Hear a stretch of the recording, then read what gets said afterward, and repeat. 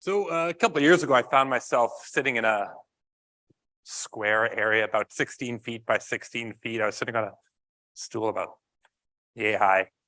I had someone I trusted very closely reminding me about the strategy, about the plan for the next 8 minutes. Over those next 8 minutes, I would proceed to unfortunately have to throw that entire plan out the window. You see, I was in a boxing ring doing my first amateur match, and you probably weren't expecting a Mike Tyson quote to open up your presentation this morning, but truer words have actually never been said. And I actually think about these words very regularly in the sense of a plan really only works if everything falls into place.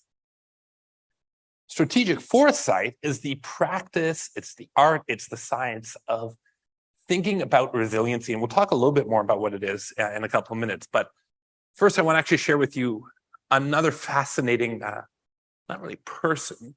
Does anyone happen to know who this is? You can shout it out, it's okay. Janice! So I've long been fascinated with Greek and Roman mythology, and the Romans believed in many different gods: god of war, god of love, god of the sun. But I always found it intriguing that they had a god of doors and gates. This was Janus, and there's many depictions of, I'm going to say him. I don't know if there's a particular gender with which Janus would have associated, but why a god of doors and gates? Well, doors are interesting. And if we look, at the doors, you don't actually have to look, you know what they look like, but doors are both entrances and exits. And there are very few objects in our world that can do their main function and the exact opposite. So in Roman mythology, doors and gates actually represented, this is a bit heavy here, but represented the duality of man, past and future, good and evil.